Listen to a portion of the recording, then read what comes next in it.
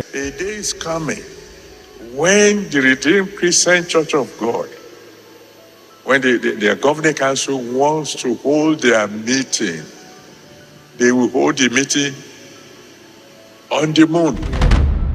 Daddy Pastor Adeboye has been trending on social media with respect to him talking about God speaking to him concerning the moon. Some of you may have seen the video before, but I had to look for the context of it so I really understand what led to him speaking in that manner or saying what God had told him.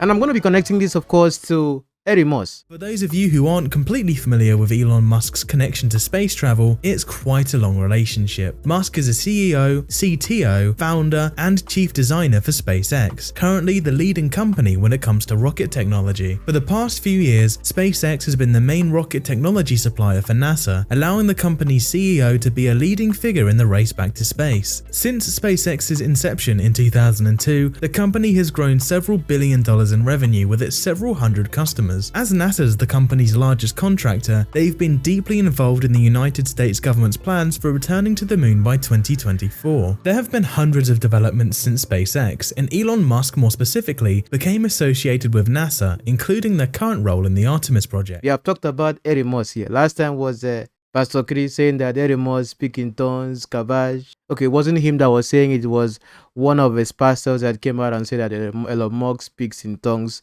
with Rhapsody Award. I know many of you have heard it. If you have not heard it now, hear it now. Now they're doing Rhapsody Award, top Rhapsody partner of the ministry. Then we got to number one. Who is number one? Everybody was looking. They mentioned people that we thought we should win. And the director of Rhapsody said, and the number one partner is brother Elon Musk. People ask, is he the same person? He's the same person.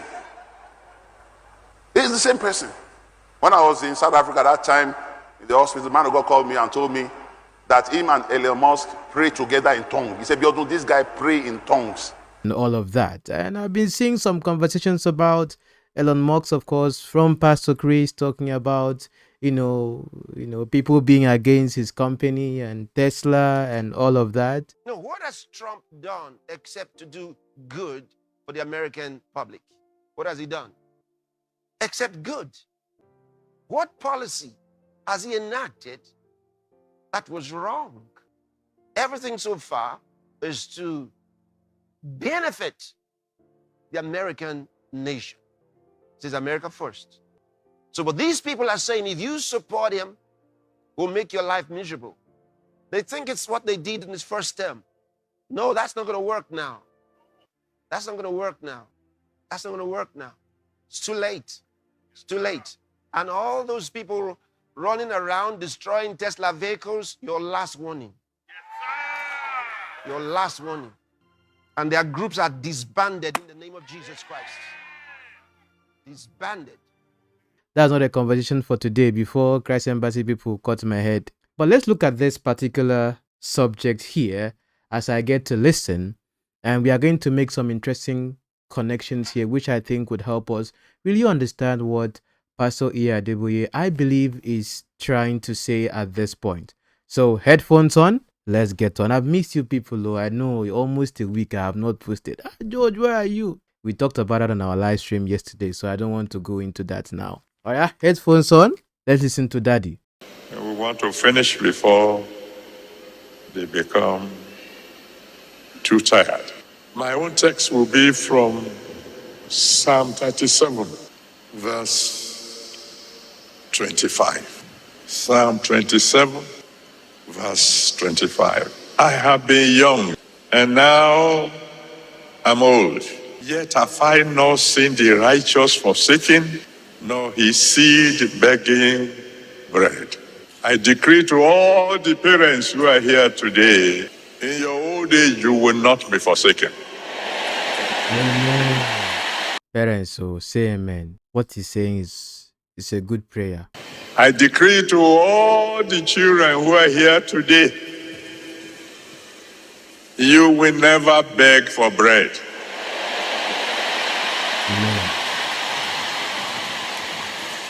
You see, as a man grows, he reaches what is called his prime. When you talk of boxers, They get to a certain level in their career, and nobody can come near them. They will knock the fellow out. But after some time, they begin to decline. So you will say they have passed their prime. In every man's life, as you grow, you keep on getting stronger, get on improving, and you get to a certain prime, certain level. And then a little journey downward may begin. You become a little bit weaker, just a little bit, day by day. You may not notice it immediately, but somehow it happens. When we got to this camp way back in 1983, and we were building, every one of us working day and night. When they bring cement, and we only buy cement by bags, we need to move cement from one place to the other. Still remember, with one hand I will carry a bag of cement, with the other hand I will carry another bag of cement, and I will say I was balancing the equation. That was 83. I won't even try balancing the equation with only one. But the interesting thing is, just as the man is beginning to get weaker, his children begin to get stronger. So that the gap that may want to appear as the man is beginning to decline from his prime, the children will fill the gap. In Psalm 127, for example, from verse 3 to 5, Psalm 127 from verse 3 to 5, the Bible calls these children the arrows in the hand of the mighty. The Bible went on to say that the children would now say, hey, Papa, sit down at home. Anybody wants to trouble you, we will deal with them at the gate. We won't even let them come near you at all. You know, there are certain battles that parents are not supposed to fight. Their children should do the fighting for them. There are certain battles you can't fight because the people who are troubling you are too below you, too far below you. So if people hear that you are fighting with certain people, they will look at you and say, Papa, that fellow is too small. So Papa may be left to fight battles he shouldn't fight because children are not doing what they are supposed to be doing. The children are the people who will meet the enemy at the gate.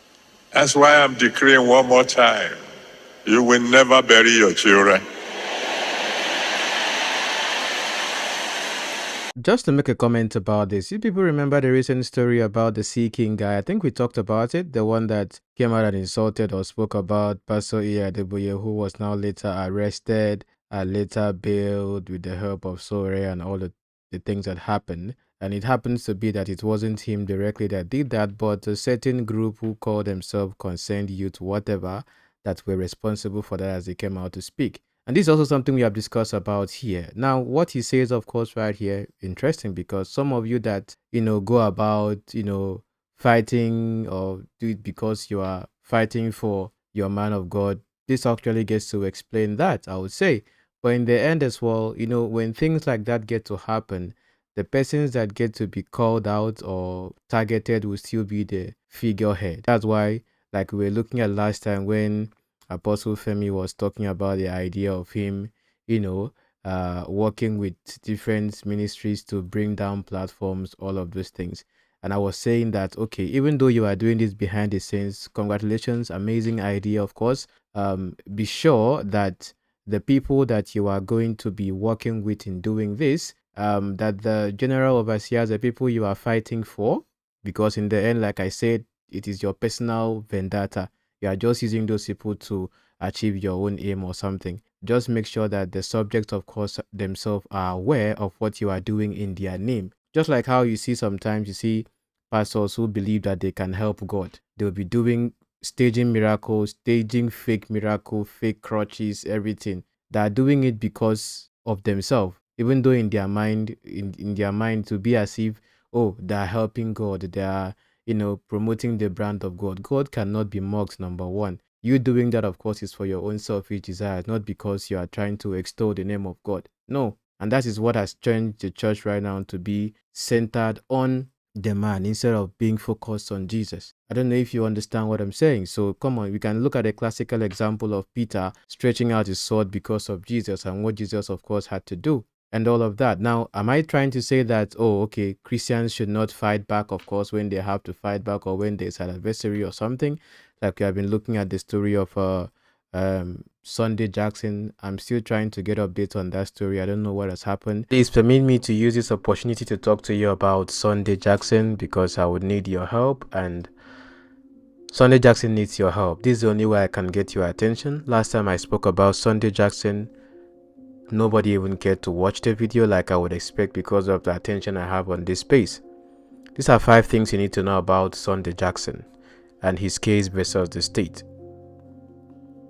First as well here, what really happened on the farm. In 2015, Sunday Jackson was attacked on his farm in Adamawa by a herdsman. Stabbed in the head and leg, Jackson managed to disarm his assailant and fatally stabbed him in self-defense. He fled and was later arrested, charged and sentenced to death for culpable homicide. Convicted on a technical error. The charge sheet said Jackson stabbed the attacker twice, but the Supreme Court upheld a 3-stab narrative, an error that became central in denying him the right to self-defense. This is one of the most mind-boggling miscarriages of justice I have ever seen. Barrister Emmanuel Ogebe, we had talked about him before. Of course, right here, 11 long years behind bars. So Sunday Jackson, was incarcerated since 2015. That's 11 years of his life lost. Imagine 11 years of your life just lost being in the prison. That could have been a productive time, of course, for him to do something, since he was actually 21 years, not for committing a premeditated crime, but for defending himself from a violent attack on his own farm. Some now say it would have been easier if the herdsman had killed him that day. Instead, the Nigerian justice system is finishing what his attacker started. Supreme Court ignored the Constitution. The Nigerian Constitution protects citizens defending themselves or their property, yet Jackson was punished for doing just that. Barrister Emmanuel has said he is being sent to die for what the Constitution expressly allows: self-preservation. The victim's family forgives him. In a rare twist, the father of the deceased has forgiven Sunday Jackson and submitted a letter supporting his pardon. This powerful gesture is now part of a clemency appeal to the governor of Adamawa State. That for us is a huge deal, the barrister of course said. So please, I'll be linking of course right here this petition in the pinned comment. If you had to do anything of course meaningful in this conversation we are having, please go on this the link of course you see in the pinned comment and sign that petition. Of course, just for it, the best I can do is just bring attention to this particular case, and then hopefully of course right here with the many people that get to key into this, because it's not a trending thing that people are talking about. You don't hear about this on Instablog or like the major blogs. At least of course we can get to have many people signing to this. If we have 10,000 people watching this video, imagine 10,000 people signing this petition of course, or for Sunday Jackson to get clemency. This is the most important thing of this video. What this video is about, even though I'll get to discuss about it, it's not as important as why I had to bait you with this conversation just to talk about Sunday Jackson. Thank you very much. Now let's get back to the video. What the Supreme Court's ruling on that has taken effect, but we have seen things of course happening recently, of course in Plateau and in Benue, of course, and all. I'm just trying to just bring a balance to that. In whose name you are doing something, of course, like in the sense of what he's talking about, of course, should be aware that you are doing this in their name.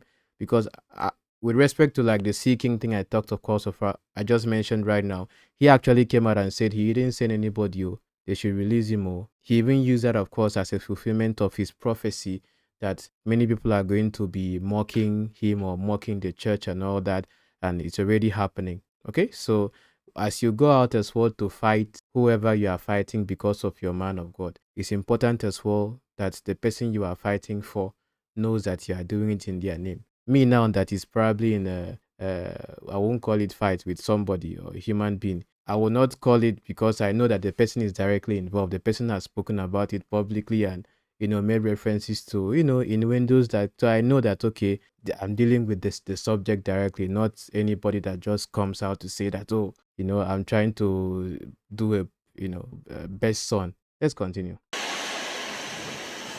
The Bible tells us in 1 John chapter 2 verse 14. 1 John chapter 2 verse 14. When the apostle was writing, he said, I'm writing to you young men because you are strong. Proverbs chapter 20 verse 29. Proverbs chapter 20 verse 29 says, the glory of the youth is their strength. When the father is getting a bit weaker, the children are getting stronger. The children you used to carry in your hands, they will grow to a certain stage that if need be, they can carry you. I mean, for example, consider David. We all know the story of David in 1 Samuel 17, verse 34 to 51. 1 Samuel 17, 34 to 51. He was a giant killer at the age of 17. But later on, as he grew older, in 2 Samuel 21, verse 15 to 17, 2 Samuel 21, 15 to 17, the Bible said he went to war and he grew faint. Thank God for one of the people he has trained. Otherwise, they would have killed him in battle. I decree one more time, in the name that's above every other name, you will not bury your children.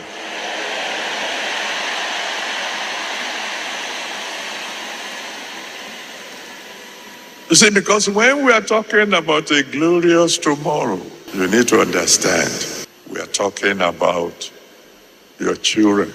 Did that hit home? Okay, so now let that guide your thought pattern as we get to go on, okay? Because context always helps us really see things for what they really are.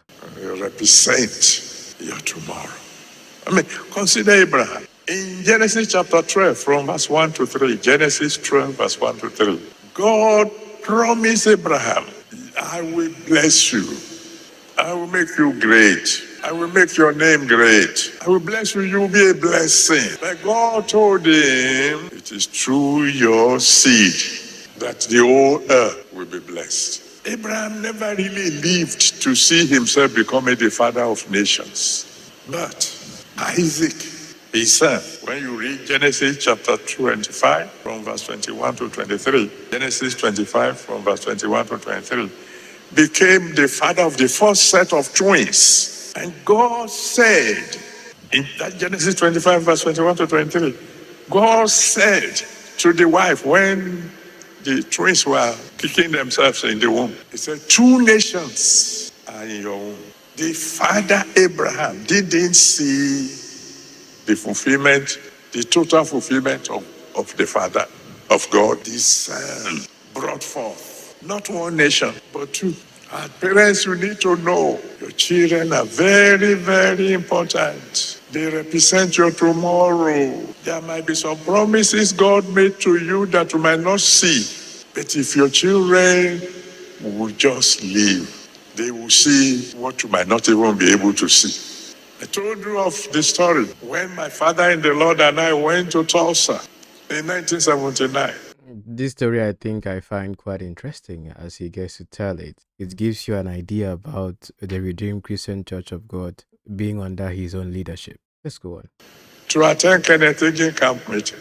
And after the meeting, we went to a church. And while the preacher was preaching, he came down from the pulpit and stood before my father in the Lord, who incidentally didn't understand the English, and I was interpreting for him. Stood before my father in the Lord and said, thus saith the Lord, the promise I made you are about to be fulfilled. My father in the Lord said to me, and as soon as he said that, he went back to the pulpit.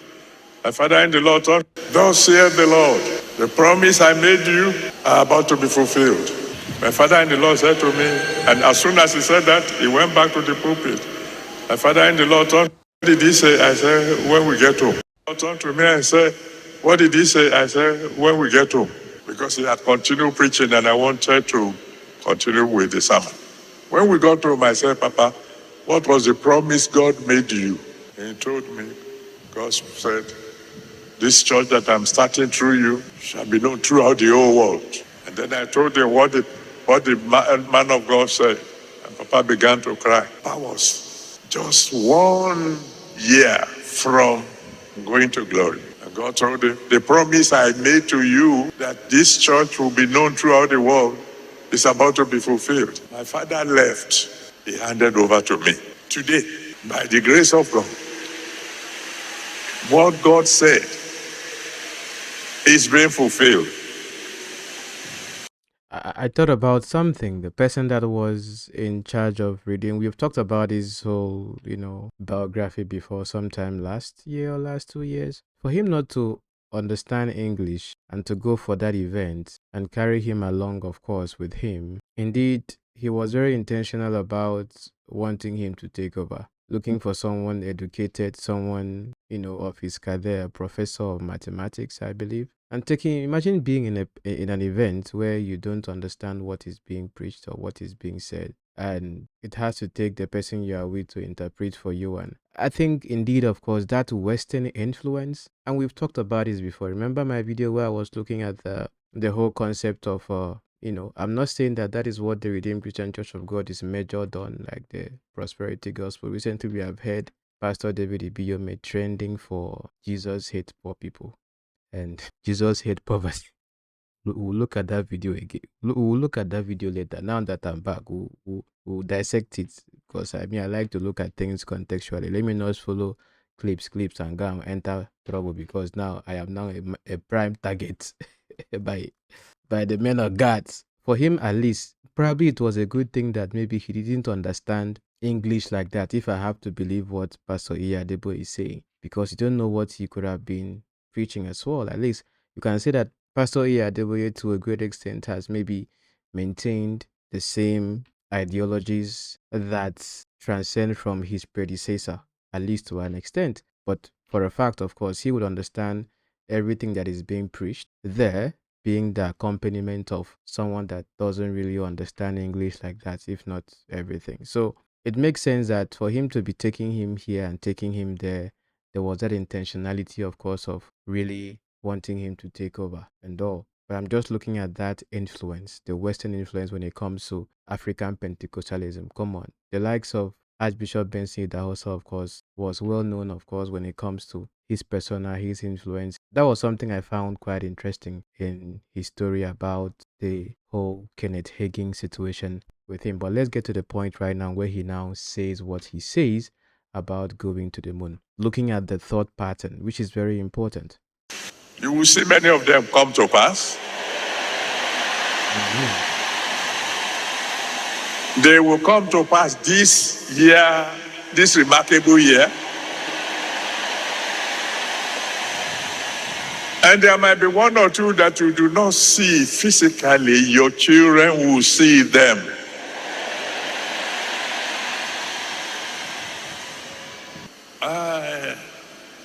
I am not doubting God.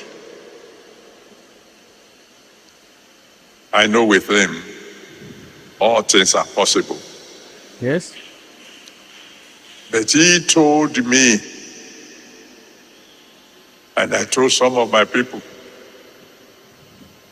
he told me, he said, a day is coming when the Redeemed Christian Church of God, when their governing council wants to hold their meeting, they will hold the meeting on the moon.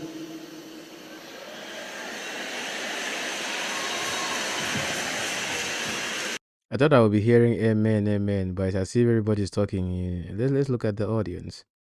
I know that doesn't make sense. Okay, just in case you're wondering why is my title like this or thumbnail like this, he is even saying that doesn't make sense. At least at this point, because of this video, we are going to talk about space exploration and Elon Musk, because we will not be talking about Nigeria and going to the moon. Sure, we have Nigeria Air now, or we are priding Air Peace, because since that story about how they went and took airplane from Ethiopia and painted Nigeria Air and brought to Nigeria to come and deceive us, God. The Chege we have seen in Buhari, Now we are seeing Shege Pro Max, of course, with our dear Jagaban. We'll talk about political conversations like this. It's always interesting when I want to talk about them. But what he says here, do you get the angle where this is coming? So he's saying the governing council will be holding their meeting in the moon. And that's why I will be going further, of course, to dissect that. But let's go on. But then, that's God, eh? Just like he said to me, don't This man is just like the way he just this is my typical. If you tell me, Josh, take picture, I don't know how to take picture. If I just put my hand like this, another star, another star. But he's, as you can see, that the man is just like, how manage.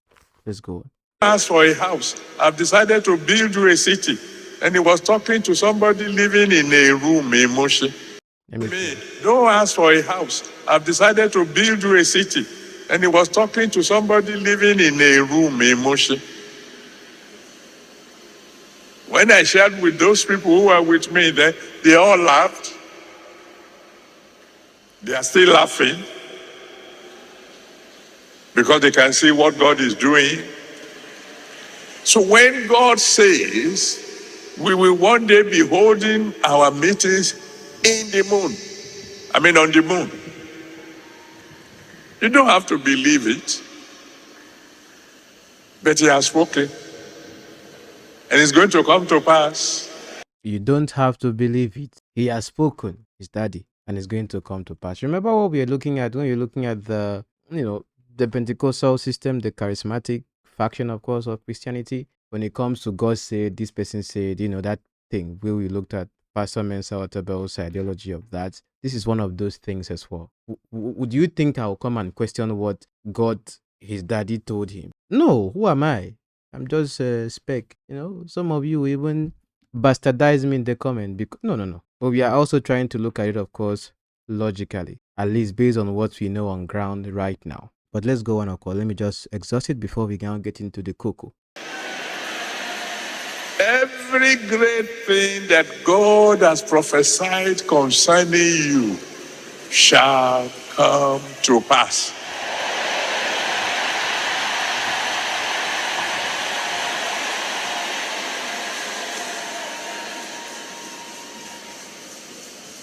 Now, when we are talking about children,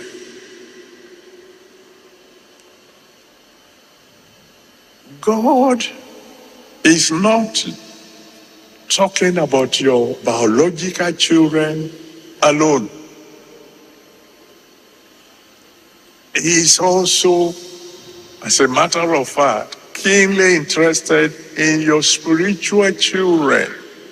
Okay, so I'm going to stop at this point. It's a long video, of course, but I had to just see what was leading to him saying that. Now, if you look at this prophecy or what God had told him, it was for the Redeemed Christian Church of God. This might be in his time or it might be in a future time, which may not be him being on the moon with the governing council.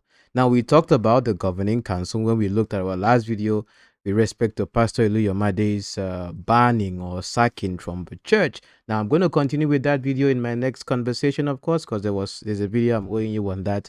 I know I'm owing you people many video, no verse. I just said they're busy. But understanding this as well here brings me to now discuss about the whole idea of going to the moon. Okay? Now, Elon Musk, who is someone that is well known by all of us, the richest man on planet Earth at the point, maybe by the time you might be watching this video years later, he's not the person that is on the spot. He has always believed and had this idea of us being a multi-planet species when it comes to we being able to live here and live elsewhere. In fact, he has a grand plan when it comes to colonizing Mars. And there is also works, of course, into that particular aspect. Now, going to the moon is not just like picking plane and going to Dubai to go and chill. Let me play for you a video of just a recent Jeff Bezos exploration. You see, these people that are super rich and all that, they don't have what to do with money except what is just beyond human comprehension, like space exploration, because people will be asking,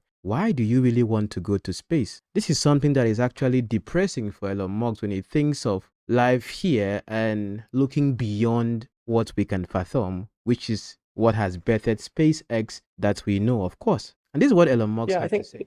it's important to have a future that is inspiring and appealing. I mean, I just think that there have to be reasons that you get up in the morning and you want to live.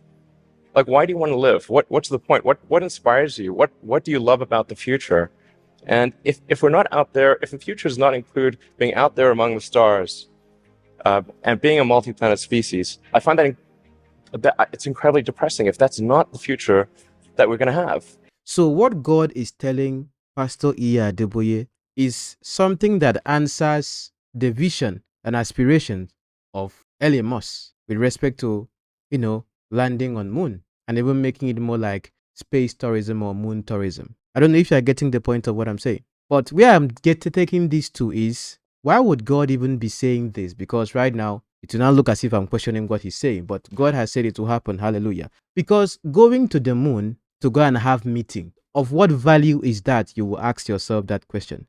Because in the end, it's going to be a luxury expenses that is going to be on the church, because a bunch of people want to go and have meeting in the moon. Now, how is that my business? Am I a member of Redeem? No. Does it concern me? No. It's a training conversation. I'm having that with you. And if you think what I'm saying is just a joke, the whole idea of space exploration, going to the moon, going to Mars, is business, because you would want to have that experience. So you have to be 1% of the 1% of the 1% in the world for you to even get that opportunity, for you to be in the spacecraft that will take you there to even orbit around space. Now, the one that happened with Jeff Bezos just recently, now people are saying it is fake. I don't want to go there before people just say, hey, science people are watching me. He's even a mathematician. Let me play a snapshot of that, of course, for you to see. Fred, from the pictures we've seen, it looks like a pretty amazing experience for this high-powered group of ladies.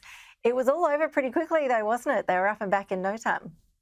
Yeah, these are short flights. They're not orbital flights. What they do is they get on a rocket and in a capsule on the top of the rocket, they fly up to a speed of round about just under 1 kilometre per second. The rocket launches them to that speed, and then they're in free fall. So they carry on travelling upwards, and the capsule eventually falls back to Earth with a parachute. But you get something like, I would guess, 3 or 4 minutes of weightlessness. That whole flight is over in 10 minutes. And from what we know about the cost of these things, that amounts to $500 per second per person. So it's quite an expensive business still. It certainly is. How do non-astronauts prepare to go to space, Fred? I mean, can you just rock up and take off, or do you need to actually train for that experience? Yes, there is training, but it's not anywhere near as rigorous as the training that orbital astronauts have to go through, because you're weightless for a very short length of time. The training would include all kinds of, emergency situations that might arise. So far, there hasn't been one on one of the Blue Origin rockets, one of the Blue Origin tourist flights, of which I think this is number 11. So Jeff Bezos' company is actually really building up quite a track record of successful flights of this kind. Now, did you hear what that man himself says? How many seconds? What it costs for you to even spend how many seconds there? And those who were there in that whole thing, whether they are passengers or whether they are crew members, because there are a lot of arguments going on that about that in the US, okay? I always assume my audience are mostly in Africans or who just focus on African conversation. Think of how much it costs for them to just have that exercise.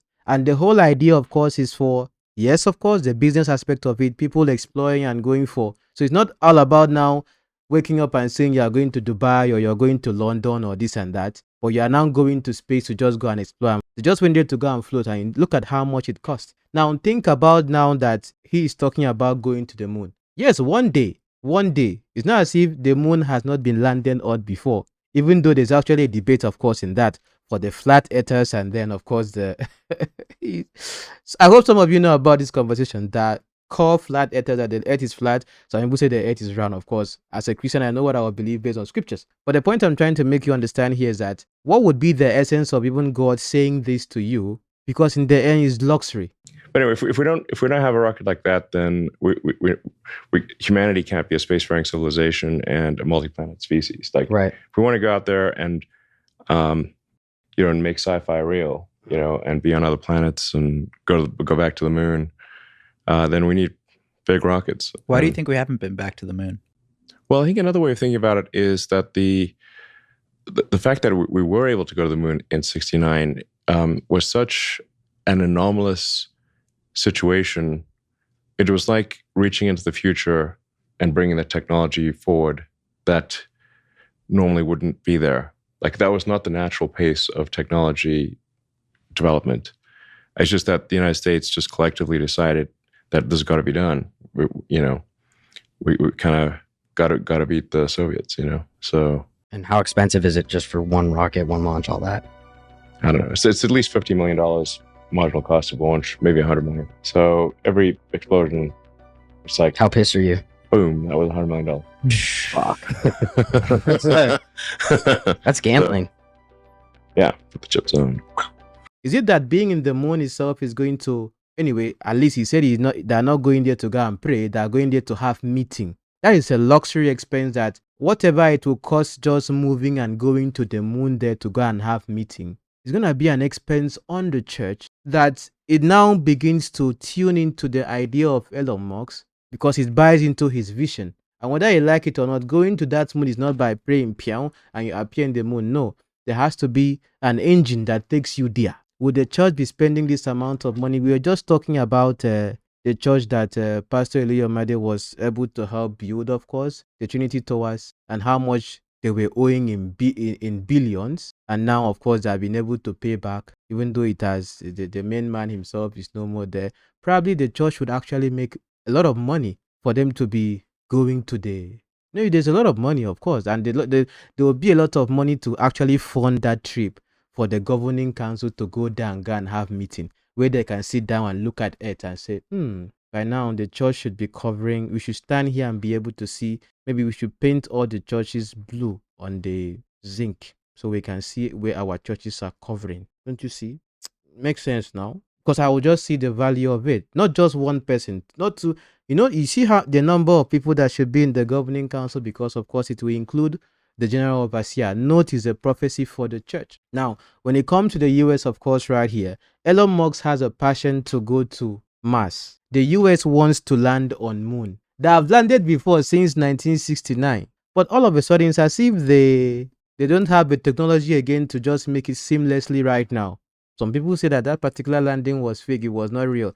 Elon Musk believes it was real. But now, of course, they're still working towards that point whereby they can be able to land on the moon, because China, you know what has been happening right now between the trade wars with the US and then, of course, with China. China is planning to land on moon within the next 5 years. Oh, yes, in case you don't know.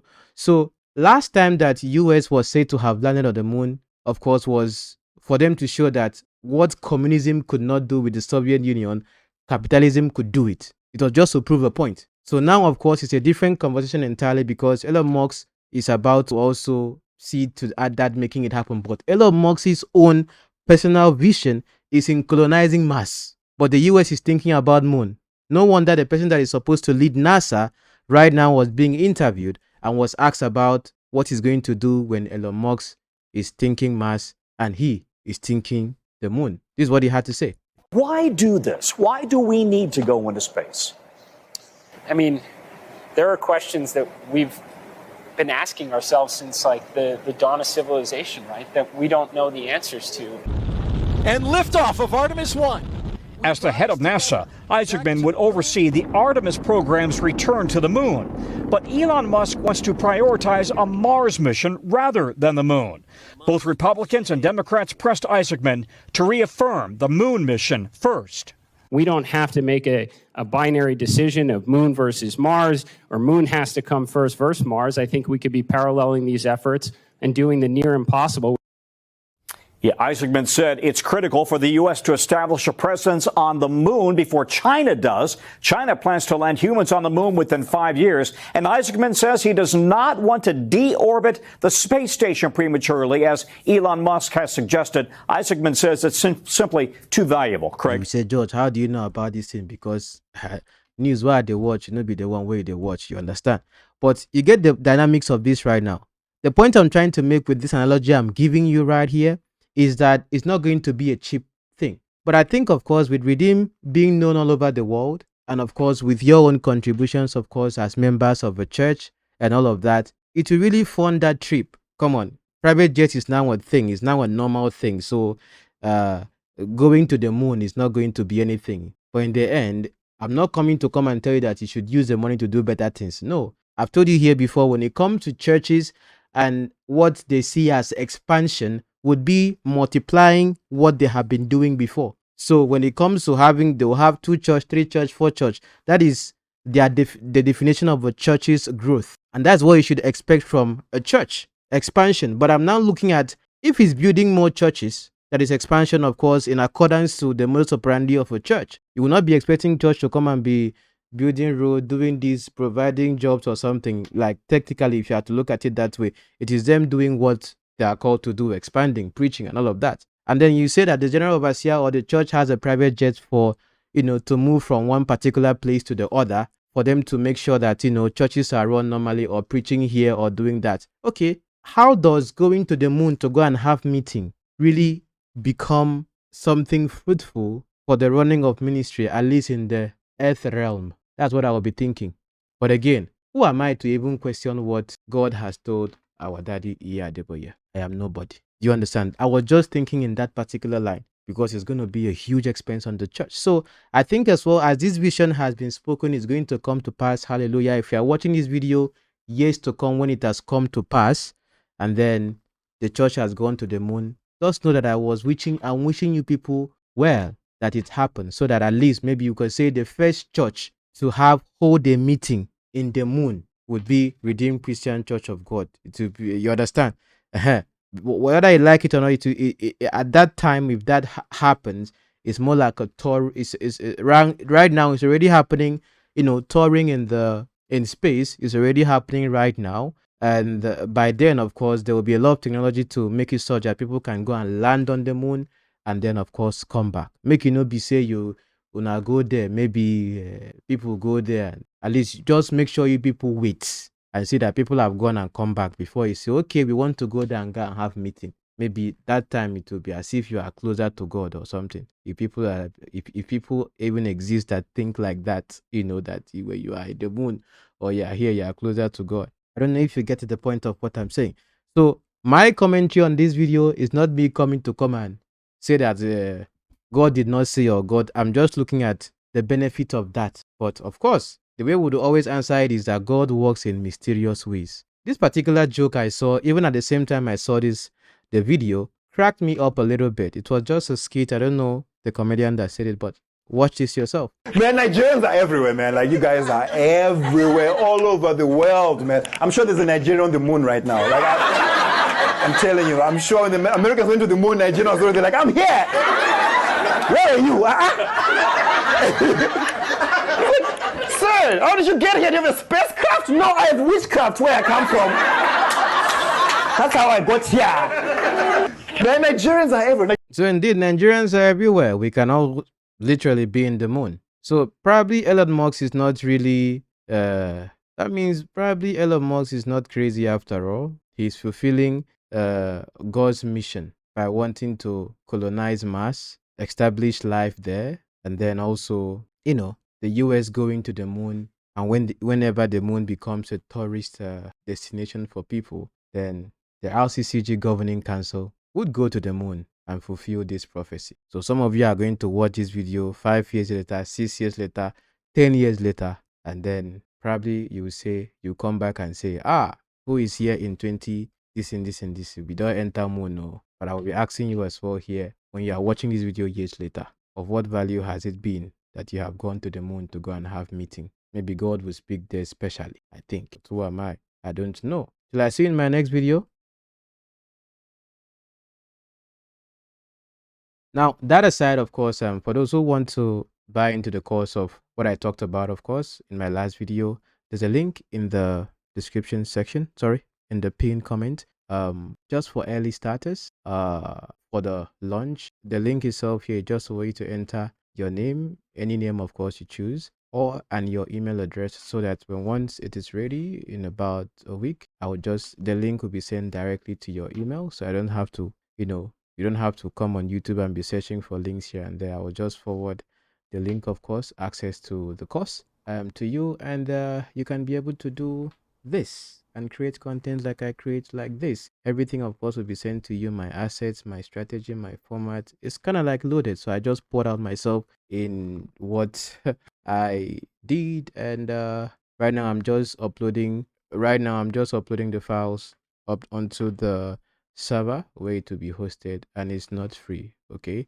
But of course, for those the first let me just say the first 50 or the first 20 to 50 as well, at least those I'm going to be sending emails to, of course, when the course is launched. It's going to be like the starter price very low, and then I would want to see your reviews, of course, on that, because of course there will be more value than what you are paying for. I can tell you that for a fact. But I want to see the experience of those who are going to first partake in the course, and then from there, before I now get to mark up the price to what it should really be by my assessment. So that is just it as well for now.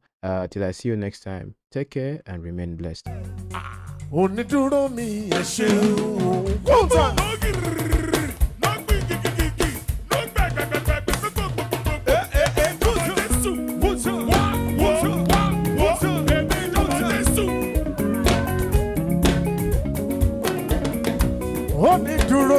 ṣeun púpọ̀. Onídúró mi ẹ ṣeun o. Onídúró mi ẹ ṣeun púpọ̀. Ó jẹ́ ènìyàn ló dúró mi wọ́n ti mọ̀ sí ẹ̀kọ́. Onídúró mi ẹ ṣeun o. Ọlọ́run o.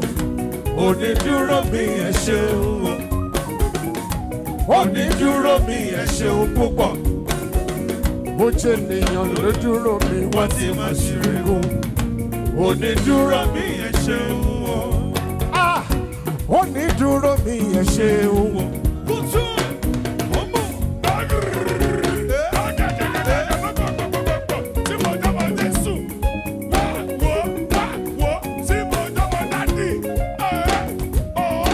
Onídúró mi ẹ ṣeun púpọ̀.